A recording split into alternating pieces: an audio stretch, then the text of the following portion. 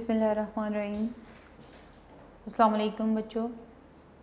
आज हम लोग अपना जो आप लोगों का जनरल साइंस में बायोलॉजी का जो पोर्शन है उसमें जो आप लोगों ने फर्स्ट चैप्टर स्टार्ट किया हुआ है that is introduction to science. उसमें हम लोग क्या करेंगे, आज अपना जो टॉपिक है दैट इज़ सेलुलर ऑर्गेनाइजेशन, उसको स्टडी करेंगे। और आज की हमारी लर्निंग आउटकम्स क्या होंगी कि इस लेक्चर के बाद बेटा आप लोगों को पता चलेगा कि सेलुलर ऑर्गेनाइजेशन का क्या मतलब है, यूनिसेलुलर ऑर्गेनिजम्स क्या होते हैं, कॉलोनियल ऑर्गेनाइजेशन क्या होती है, मल्टी सेलुलर ऑर्गेनिजम्स क्या होते हैं या ऑर्गेनाइजेशन क्या होती है। और यहाँ पे थोड़ी सी हम बात करेंगे क्लासिफिकेशन ऑफ लिविंग ऑर्गेनिजम्स के बारे में भी। तो ये आप लोगों की लर्निंग आउटकम्स होंगी जो कि आज के लेक्चर के बाद आप लोगों को आनी चाहिए। तो स्टार्ट करते हैं हम। Cellular organisation, all organisms have been divided into 5 main groups, that is prokaryotes, protists, fungi, plants and animals। तमाम लिविंग ऑर्गेनिज़म्स, चाहे वो प्लांट्स हैं, एनिमल्स हैं, माइक्रो ऑर्गेनिज़म्स हैं, जितनी भी तरह के ऑर्गेनिज़म्स हैं हमारे पास, वो सारे के सारे हम लोगों ने डिवाइड कर दिए इंटू 5 मेन ग्रुप्स। और वो ग्रुप्स कौन कौन से हैं? Prokaryotes, protist, fungi, plants and animals. मतलब जितने भी ऑर्गेनिज़म्स हैं इस वर्ड के ऊपर, वो सब जो हैं वो इन 5 कैटेगरीज़ में होंगे। या तो वो प्रोकैरियोट्स होंगे, या फिर वो प्रोटिस्ट होंगे, या वो फंजाई होंगे, या प्लांट्स होंगे, या फिर वो एनिमल्स होंगे। All organisms are made up of cells. जितने भी ऑर्गेनिज़म हैं वो सारे के सारे किस चीज़ से मिलके बने हुए हैं? सेल्स से। All organisms are made up of cells. और जितने भी ऑर्गेनिज़म्स हैं उनको हमने 5 ग्रुप्स में डिवाइड कर दिया हुआ है, that is prokaryotes, protist, fungi, plants and animals. वो इन 5 ग्रुप्स में से किसी न किसी एक ग्रुप में होंगे जितने भी ऑर्गेनिज़म्स हैं। सेल्स जो हैं वो अरेंज होते हैं in different ways to make bodies of organisms. Cells जो हैं या तो उनकी अरेंजमेंट जो है वो क्या होती है? यूनिसेलुलर अरेंजमेंट होती है, या उनकी अरेंजमेंट जो है वो क्या होती है? कॉलोनियल होती है, या फिर मल्टी सेलुलर अरेंजमेंट होती है। यूनिसेलुलर अरेंजमेंट मतलब एक सेल जो है अगर वो है तो उससे जो ऑर्गेनिज़म बनेगा उसको हम कहेंगे यूनिसेलुलर ऑर्गेनिज़म। अगर कॉलोनियल अरेंजमेंट है, मतलब ग्रुप्स के फॉर्म में, कॉलोनी के फॉर्म में ऑर्गेनिज़म्स रह रहे हैं, तो उनको हम कहेंगे कॉलोनियल ऑर्गेनिज़म्स। और अगर वो मल्टी सेलुलर अरेंजमेंट कर रहे हैं सेल्स, तो उससे जो ऑर्गेनिज़म्स बनेंगे उनको हम कहते हैं मल्टी सेलुलर ऑर्गेनिज़म्स। 3 तरह की अरेंजमेंट है सेल्स की, और इसी तरह से फिर उनसे जो बनने वाले ऑर्गेनिज़म्स हैं वो भी हमारे पास 3 तरह के हैं, unicellular, colonial and multi cellular. अगर अरेंजमेंट यूनिसेलुलर है तो इससे बनने वाला ऑर्गेनिज़म यूनिसेलुलर ऑर्गेनिज़म होगा। अगर अरेंजमेंट कॉलोनियल है तो कॉलोनियल ऑर्गेनिज़म। अगर अरेंजमेंट मल्टी सेलुलर है तो इससे बनने वाला ऑर्गेनिज़म जो है वो क्या होगा? मल्टी सेलुलर होगा। तो स्टार्ट करते हैं। सबसे पहला वाला जो है that is unicellular organism. Unicellular organisms, in unicellular organisms only one cell makes the life of an individual. एक ही सेल जो है वो क्या बनाता है? लिविंग ऑर्गेनिज़म बनाता है। All life activities are performed by the only one cell, that is amoeba, paramecium, euglena. आप लोग देखो, आप लोगों को यहाँ पे डायग्राम में नज़र आ रहा है, अमीबा नज़र आ रहा है, पैरामीशियम नज़र आ रहा है, यूग्लिना नज़र आ रहा है। ये सब के सब जो हैं वो एक सेल पे कंसिस्ट कर रहे हैं। मतलब पूरा का पूरा इंडिविजुअल जो है वो किस पे कंसिस्ट कर रहा है? सिर्फ़ और सिर्फ एक सेल पे कंसिस्ट कर रहा है। और जितनी भी लाइफ की एक्टिविटीज़ हैं वो ये सिंगल सेल ही परफॉर्म करेगा। अगर इस सेल ने रेस्पिरेशन करनी है तो वो ये एक सिंगल सेल के थ्रू ही करेगा। अगर इसने इनटेक का फूड करनी है तो ये एक सेल ही करेगा। अगर इसने एक्सक्रीशन करनी है, रिप्रोडक्शन करनी है, जितने भी लाइफ के जो प्रोसेसेस होते हैं वो सारे के सारे जो हैं they are carried out by a cell. सारा का सारा काम जो है वो ये एक सेल ही करेगा। तो यूनिसेलुलर ऑर्गेनिजम्स कौन से होते हैं? वो organisms which consist on only one cells, और वो एक सेल ही उनके लाइफ के तमाम काम करता है।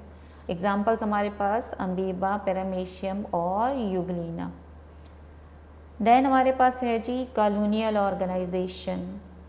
इन कॉलोनियल ऑर्गेनाइजेशन क्या होता है, number of unicellular organisms live together but they do not have any division of labour among them. Colonial organisation में क्या होता है कि बहुत ज़्यादा यूनिसेलुलर ऑर्गेनिजम्स मिल के रहते हैं, लेकिन उनके दरमियान में कोई भी डिवीजन ऑफ लेबर नहीं होती। वो फंक्शंस जो हैं वो एक दूसरे के साथ डिवाइड नहीं करते। Each unicellular organism in a colony lives independently and does not depend on other cell for its basic requirement.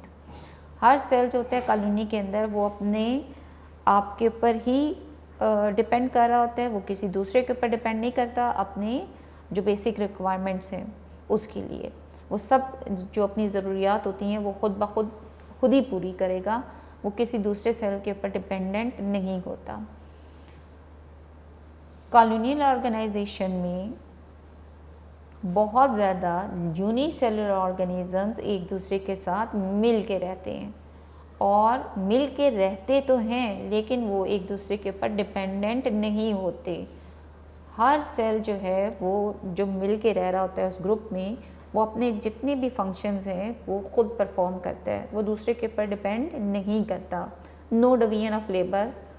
तो इस तरह की जो सिचुएशन होती है उसको कहते हैं colonial organisation. Colonial organisation means unicellular organisms live together but they do not have any division of labour. हर सेल अपने सारे काम खुद परफॉर्म करेगा। जैसे कि हमारे पास एग्जांपल है वॉल्वक्स की। वॉल्वक्स जो है it is a green algae live in water that shows colonial organisation. Hundreds of volvox cells makes a colony. यहाँ पे आपको डायग्राम में देखो नज़र आ रहा होगा, ये वॉल्वक्स की कॉलोनी है और हंड्रेड्स ऑफ वॉल्वक्स आपको नज़र आ रहे होंगे। ये एक है, ये दूसरा, ये तीसरा, इसी तरह से ये हंड्रेड्स ऑफ वॉल्वक्स जो हैं ये एक कॉलोनी बना रहे हैं। ये वॉल्वक्स के सेल्स एक दूसरे के साथ मिलके तो रह रहे हैं, लेकिन इस तरह रहने में क्या कर रहा है कि हर सेल जो है वो अपने सारे फंक्शन खुद ही परफॉर्म कर रहा है। रेस्पिरेशन खुद ही, जो इनटेक ऑफ फूड है, एक्सक्रीशन है, वो सारे के सारे जो सेल्स अपना अपना काम खुद कर रहे हैं, वो एक दूसरे के ऊपर डिपेंड नहीं करते। तो ऐसी ऑर्गेनाइजेशन उसको कहते हैं colonial organisation. Cells unicellular organisms live together but they do not have any division of labour among them. उसके बाद हमारे पास आ जाते हैं multicellular organisation. Multicellular organisation क्या चीज़ होती है कि in multicellular organisation cells are organised into tissues, organs and organ systems. For example हमारे पास फ्रॉग है या मस्टर्ड प्लांट है। मल्टी सेलुलर ऑर्गेनिजम्स में सेल्स जो हैं वो कंबाइन करते हैं, मिल के रहते हैं, लेकिन जब ये मिल के रह रहे हैं तो इनके दरमियान में डिवीजन ऑफ लेबर होगी। सेल्स मिल के टिश्यूज़ बनाएंगे, टिश्यूज़ मिल के ऑर्गन बनाएंगे, ऑर्गन्स मिल के सिस्टम बनाएंगे और सिस्टम से एक इंडिविजुअल बन जाएगा। जैसे आप लोग अपने आप को देख लें, आप लोग मल्टी सेलुलर ऑर्गेनिजम्स हैं, आप लोगों की आइज़ जो है वो देखने का काम कर रही हैं, नोज़ जो है वो स्मेल का काम करता है, ईयर जो है वो क्या करते हैं, हेयरिंग का काम कर रहे हैं। तो आप लोगों में डिवीजन ऑफ लेबर है। सेल्स ने अपने आप को फंक्शन के लिहाज से जो है वो क्या कर दिया हुआ है, स्पेसिफाई कर दिया कि ये वाला काम ये कर लेंगे, वो वाला काम वो कर लेंगे। डाइजेस्टिव सिस्टम में जो सेल्स होते हैं वो डाइजेशन का काम करेंगे, एक्सक्रीटरी सिस्टम वाले एक्सक्रीशन वाला काम करेंगे। तो इसमें क्या चीज़ होती है मल्टी सेलुलर ऑर्गेनाइजेशन में कि सेल्स जो हैं वो कंबाइन करते हैं और कंबाइन करने के बाद वो टिश्यूज़ बनाते हैं, ऑर्गन्स बनाते हैं, सिस्टम बनाते हैं, मिल के काम करते हैं। डिवीजन ऑफ लेबर होती है मल्टी सेलुलर ऑर्गेनिजम्स में। यूनिसेलुलर में एक ही सेल सारे काम कर रहा था, कॉलोनियल में सेल्स मिलके तो रह रहे थे बट डिवीजन ऑफ लेबर नहीं थी। और अब जो मल्टी सेलुलर ऑर्गेनिज्म है इसमें सेल्स मिलके रहते हैं और डिवीजन ऑफ लेबर भी करते हैं, टिश्यूज़ बनाते हैं, ऑर्गन्स बनाते हैं और ऑर्गन सिस्टम बनाते हैं। उसके बाद हमारे पास आ जाता है जी, हम इनकी जो एग्ज़ाम्पल हैं इसको ज़रा एक्सप्लेन करते हैं। हमारे पास एक मस्टर्ड प्लांट है। मस्टर्ड प्लांट का जो साइंटिफिक नाम है उसको हम कहते हैं ब्रासिका कैम्पेस्ट्रिस। मस्टर्ड प्लांट के जो पार्ट्स हैं, on the basis of functions, the organs of the body of mustard plants can be divided into 2 groups.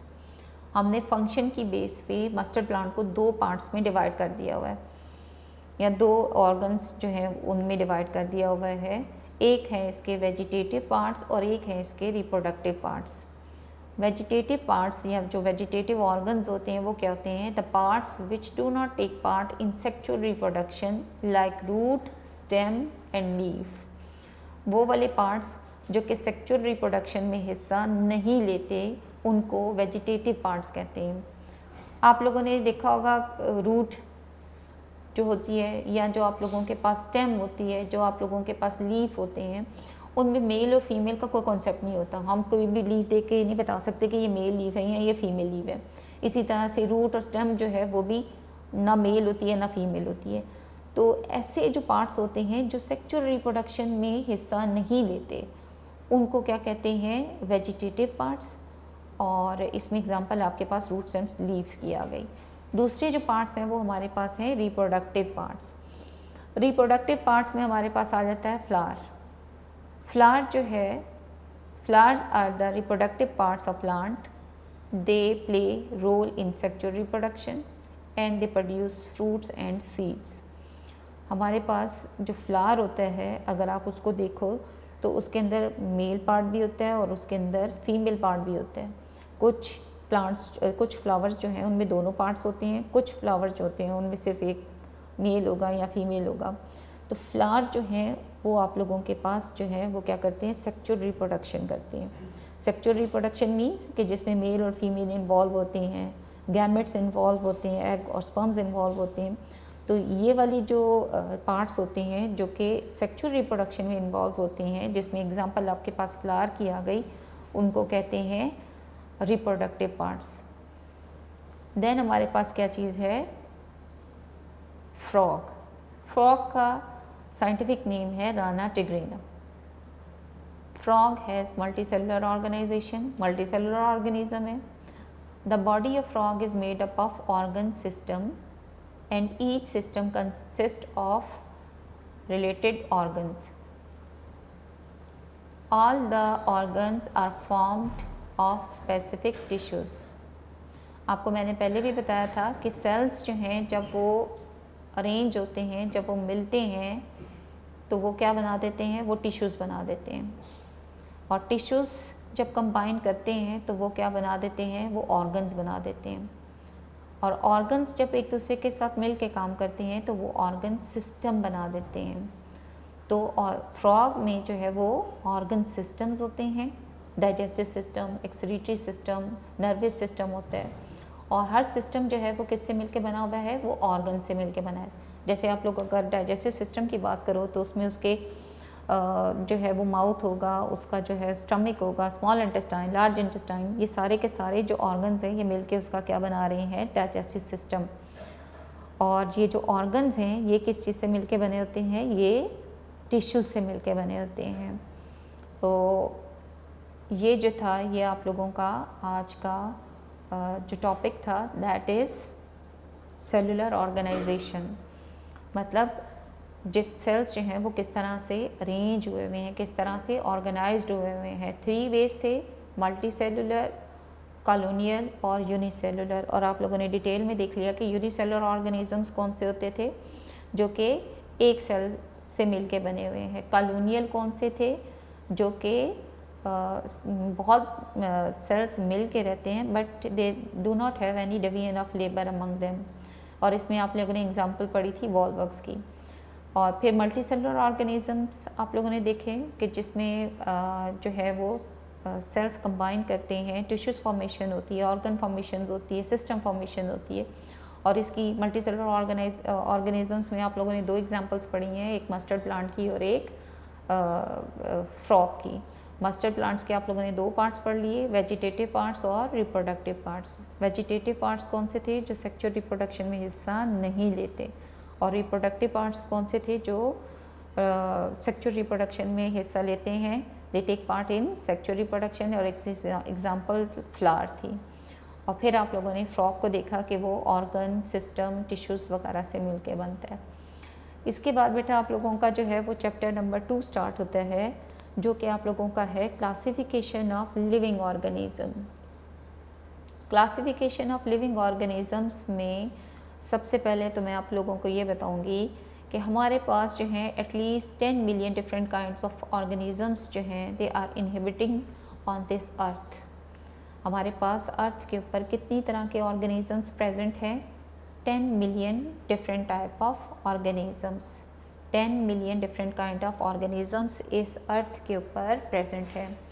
और इन 10 मिलियंस में भी जो है वो लेस देन 1/3 जो है उसके बारे में हम लोगों ने स्टडी किया है, बाकी अभी हमें उनके बारे में इतना नहीं पता। और ये जो डिफरेंट तरह के हमारे पास ऑर्गेनिजम्स हैं, ये इनमें वेरिएशंस हैं। हमारे पास over 1.5 types of million types of plants हम लोग के पास हैं अभी, जो हम जिनको जानते हैं, जिनके बारे में हमने स्टडी की हुई है।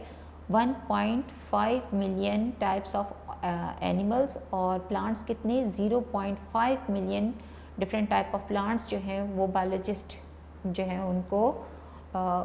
उनको स्टडी किया हुआ है, हमें जो हमारे नोटिस में है। और ये बहुत ही कम परसेंटेज है जो टोटल टाइप ऑफ ऑर्गेनिजम्स जो इस दुनिया में है या अर्थ पे हैं, उनकी बहुत कम अमाउंट है जिसके बारे में हम जानते हैं।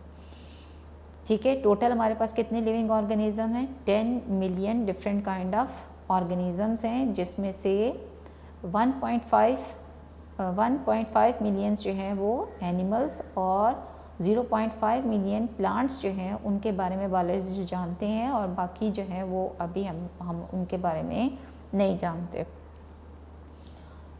और ये जितने भी ऑर्गेनिज्म आप लोगों के पास हैं, दे रेंज इन कम्प्लेक्सिटी, मतलब इनका ये जो है ये इनकी कॉम्प्लेक्सिटी जो है वो डिफरेंट है। मतलब कुछ जो ऑर्गेनिजम्स हैं वो सिंपल भी हैं, और कुछ जो है वो क्या है, वो बहुत ही कॉम्प्लेक्स हैं। They range in complexity from simple and small bacteria to large and highly developed human beings. मतलब हमारे पास हर तरह की वैरायटी है, हर तरह का ऑर्गेनिज्म है, सिंपल और छोटा जो है जैसे कि बैक्टीरिया, और जो बहुत बड़े बड़े और हाईली डेवलप्ड हैं जैसे ह्यूमन्स बींग्स, और इनके दरमियान में भी डिफरेंट तरह के हमारे पास ऑर्गेनिजम्स हैं। Some of them live in water, in sea, some on land, some walk, some fly, और still other are non motile. और हर तरह की वैरायटी में हमारे पास कुछ जो प्लांट्स और एनिमल्स हैं वो कहाँ पे रहते हैं? सी वाटर में रहते हैं, कुछ जो है वो लैंड के ऊपर हैं, कुछ जो है वो वॉक करते हैं, कुछ फ्लाई करते हैं, और कुछ अभी तक जो है वो नॉन मोटाइल मतलब मूव नहीं कर सकते। हर तरह की वैरायटी हमारे पास ऑर्गेनिजम्स की है। Each has its own mode of life, that is getting food, avoiding unfavourable condition environmental conditions, finding place to live and reproducing its kind. मतलब जो जितने भी ऑर्गेनिज्म जो अभी हमें पता है, जो इस दुनिया के ऊपर, इस अर्थ के ऊपर प्रेजेंट हैं, उन सब का अपना मोड ऑफ लाइफ है। वो कुछ किस तरह से फूड ऑब्टेन करते हैं, ये प्रोसेस भी सब ऑर्गेनिज्म का डिफरेंट है। जैसे फंजाई जो है वो एब्जॉर्प्शन करती है, हम जो है वो इनटेक करते हैं, प्लांट्स जो हैं वो अपनी फूड खुद बनाते हैं, और हर एक का वे डिफरेंट है। एनवायरमेंटल कंडीशंस से बचने का हर एक जो है वो प्लेस ऑफ लिविंग जो है वो भी उसकी डिफरेंट होती है, और हर एक का मेथड ऑफ रिप्रोड्यूसिंग भी जो है वो डिफरेंट है। तो हर तरह का जो है वो हमारे पास ऑर्गेनिज्म प्रेजेंट है। When there are various kinds of organisms, it become difficult to learn about the characteristics of each. जब हमारे पास इतनी तरह के ऑर्गेनिजम्स होंगे, इतनी तरह की वेरिएशंस होगी, तो ये हमारे लिए बहुत मुश्किल है कि हम लोग जो हैं उन सब के बारे में, उन सब के करैक्टर्स के बारे में स्टडी कर सकें। यहाँ पे आप लोगों को ये जो पूरा आप लोगों को बताया है, इसका मकसद ये है कि आपको बताया जाए कि आप लोगों के पास जो है वो ऑर्गेनिजम्स बहुत ज़्यादा हैं, प्लांट्स और एनिमल्स की वैरायटी बहुत ज़्यादा है, और वो जो है उनकी वैरायटीज़ जो है वो सिंपल से कॉम्प्लेक्स की तरफ, मतलब हमारे पास सिंपल ऑर्गेनिजम्स भी हैं और कॉम्प्लेक्स ऑर्गेनिजम्स भी हैं, और ये हमारे लिए पॉसिबल ही नहीं है कि हम इन सब ऑर्गेनिजम्स को स्टडी कर सकें। तो क्लासिफिकेशन जो है वो फिर क्या है? Classification to study a large group, biologist classify organisms into group and subgroup, and for this work they require some system. जब इतनी ज़्यादा वैरायटी है हमारे पास ऑर्गेनिजम्स की, तो बायोलॉजिस्ट क्या कर देते हैं, वो क्लासीफाई कर देते हैं ऑर्गेनिजम्स को इनटू ग्रुप एंड सब ग्रुप, और इसके लिए उनको कोई एक ख़ास सिस्टम चाहिए होता है, और वो सिस्टम कौन सा है? Biological classification. बायोलॉजिकल क्लासिफिकेशन क्या है कि it is a method by which biologist classified organisms into group and सब ग्रुप। बायोलॉजिकल क्लासिफिकेशन क्या चीज़ है? ये एक ऐसा मेथड है जिसमें जो बायोलॉजिस्ट हैं वो क्या करते हैं, तमाम ऑर्गेनिजम्स को डिवाइड कर देते हैं इनटू ग्रुप एंड सब ग्रुप। इसका फ़ायदा क्या होगा हमें? जैसे मैंने आपको बताया कि हमारे पास डिफरेंट तरह के प्लांट्स हैं, डिफरेंट तरह के एनिमल्स हैं, और भी डिफरेंट तरह के और यूनिसेलुलर ऑर्गेनिजम्स हैं, प्लांट्स हैं, फंजाई हैं, एल्गी हैं। तो हम क्या कर देते हैं, हर ऑर्गेनिज़म को डिवाइड कर देते हैं इनटू डिफरेंट ग्रुप्स में। जैसे हमने ऑर्गेनिजम्स को डिवाइड कर दिया प्लांट्स में, कुछ ऑर्गेनिजम्स को हमने डिवाइड कर दिया उसमें ग्रुप में रख दिया, दैट इज़ एनिमल्स में। तो अब क्या होगा कि अगर मैं एक प्लांट की स्टडी करती हूँ, मैं देखती हूँ कि जी ये प्लांट के करैक्टर्स क्या हैं, कि ये प्लांट जो है ये ग्रीन कलर का होता है, रूट स्टेम लीव्स होती हैं इसकी, फोटोसिंथेसिस कर सकता है, तो उस ग्रुप के अंदर जितने भी ऑर्गेनिजम्स होंगे, जितने भी प्लांट्स होंगे, मीन्स कि उन सब के करैक्टर्स मुझे पता चल गया। इसी तरह से अगर मैं एनिमल्स का ग्रुप पढ़ूँ तो एनिमल्स के जो बेसिक करैक्टर्स होंगे कि ये हेटेरोट्रॉफिक होते हैं, अपनी प्रोटीन बना सकते हैं, ये अपनी फूड की इंजेक्शन करते हैं, इनटेक करते हैं, तो वो अब एक बंदे की स्टडी करूँगी तो इसका मतलब ग्रुप के अंदर जितने भी थाउजेंड्स या जितने भी ऑर्गेनिजम्स होंगे उन सब की मैंने स्टडी कर ली। तो क्लासिफिकेशन का ये फ़ायदा होता है। तो बायोलॉजिकल क्लासिफिकेशन क्या चीज़ है? It is a method in which biologist classify organisms into group and सब ग्रुप। सारे ऑर्गेनिजम्स को हमने डिवाइड कर दिया ग्रुप्स और सब ग्रुप्स में। इसको क्या कहते हैं? Biological classification. हमारे पास एम्स ऑफ क्लासिफिकेशंस क्या हैं? हमने क्लासिफिकेशन क्यों की? अपने ऑर्गेनिजम्स को ग्रुप और सब ग्रुप्स में क्यों डिवाइड किया है, क्यों प्लेस किया है? हमारे पास एक ब्रांच है बायोलॉजी की, that is known as taxonomy. The branch of biology which deals with classification is known as taxonomy, जिसमें हम ऑर्गेनिज्म को क्लासीफाई कर देते हैं, डिवाइड कर देते हैं into groups and sub groups में। और दूसरी जो है वो हमारे पास ब्रांच है सिस्टमैटिक्स। सिस्टमैटिक्स क्या है? कि the branch which deals with classification and also determine the evolutionary history of organism is known as systematics. ना सिर्फ हम इसमें क्या करते हैं, ऑर्गेनिजम्स को क्लासीफाई कर देते हैं, बल्कि उनका एवोल्यूशनरी हिस्ट्री को भी फाइंड आउट करते हैं। उस ब्रांच को हम कहते हैं सिस्टमैटिक्स। इन दोनों ब्रांचेस की जो ऑब्जेक्टिव्स हैं, जो मकसद हैं, वो क्या हैं कि हमें पता चल सके वो to find similarities and differences among organisms so that they can be studied easily. हमें ऑर्गेनिजम्स के दरमियान में जो सिमिलैरिटीज़ हैं, एक दूसरे से ग्रुप वाले ऑर्गेनिज़म और दूसरे ग्रुप वाले ऑर्गेनिज़म एक दूसरे से कितने मिलते जुलते हैं, कितने डिफरेंट हैं, वो पता चल सके ताकि हम उनको स्टडी कर सकें इजीली। और दूसरा क्या है? To find the evolutionary relationship of various organisms, के ऑर्गेनिजम्स का एवोल्यूशनरी जो रिलेशनशिप है वो क्या है। आपको पता है तब के पहले यूनिसेलुलर ऑर्गेनिजम्स थे, उनसे फिर सिंपल मल्टीसेलुलर ऑर्गेनिजम्स प्रोड्यूस हुए, उनसे फिर जो है वो कॉम्प्लेक्स जो मल्टीसेलुलर ऑर्गेनिजम्स हैं वो प्रोड्यूस हुए। तो कहीं ना कहीं से ये इनका ओरिजिन तो सेम पॉइंट से हुआ ना, तो सारे के सारे एक दूसरे से रिलेटेड हुए। तो हम जो है जब ऑर्गेनिजम्स को इस तरह से डिवाइड करते हैं इनटू ग्रुप्स एंड सब ग्रुप, तो उससे हमें एक फ़ायदा तो ये होता है कि हमें उनके दरमियान में जो सिमिलैरिटीज़ और डिफरेंसेस हैं उनका पता चलता है, और दूसरा उनके दरमियान में एवोल्यूशनरी रिलेशनशिप का भी पता चलता है कि इसका ओरिजिन यहाँ से हुआ, इसका ओरिजिन यहाँ से हुआ। तो ये हमारे पास एम्स ऑफ क्लासिफिकेशंस हैं। एम्स ऑफ क्लासिफिकेशन कौन से हैं? To find similarities and differences among organisms so that they can be studied easily, और to find the evolutionary relationship among various organisms. उसके बाद हमारे पास आ जाती है बेसिस ऑफ क्लासिफिकेशन। क्या बेस है, किस चीज़ को देख के हम क्लासिफिकेशन करते हैं, कौन सी प्रॉपर्टीज़ हैं जिनकी वजह से हमने ऑर्गेनिजम्स को डिफरेंट ग्रुप्स में, डिफरेंट कैटेगरीज में डिवाइड किया हुआ है। तो classification is based on the relationship amongst various organisms and such relationship is got through similarities in characters. हम उनके दरमियान में सिमिलैरिटीज़ देखते हैं और सिमिलैरिटीज़ देखने के बाद उनको हम क्या करते हैं, उनको क्लासीफाई कर देते हैं। और जितनी ज़्यादा सिमिलैरिटीज़ होंगी उतनी ही ज़्यादा जो है वो आप लोगों को पता है कि उनके दरमियान में रिलेशनशिप होगा। आप लोग खुद देख लो कि आप लोग अगर बहन भाई हो तो आप लोगों का क्लोज़ रिलेशनशिप है और आप लोगों की सिमिलैरिटीज़ भी एक दूसरे के साथ ज़्यादा होंगी as compare to your cousins. आप उनके साथ आपकी सिमिलैरिटीज़ कम होंगी और अपने बहन भाइयों के साथ ज़्यादा होंगी। तो क्लासिफिकेशन हम लोगों ने सिमिलैरिटीज़ की बेस पे जो है वो सिमिलैरिटीज़ इन कैरेक्टर्स की बेस पे हमने क्लासीफाई किया हुआ है, ऑर्गेनिजम्स को डिवाइड किया हुआ है और ये सिमिलैरिटीज़ बताती हैं कि इनके दरमियान में रिलेशनशिप कैसा है। These similarities suggest that all organisms are associated to one another at some point in their evolutionary history.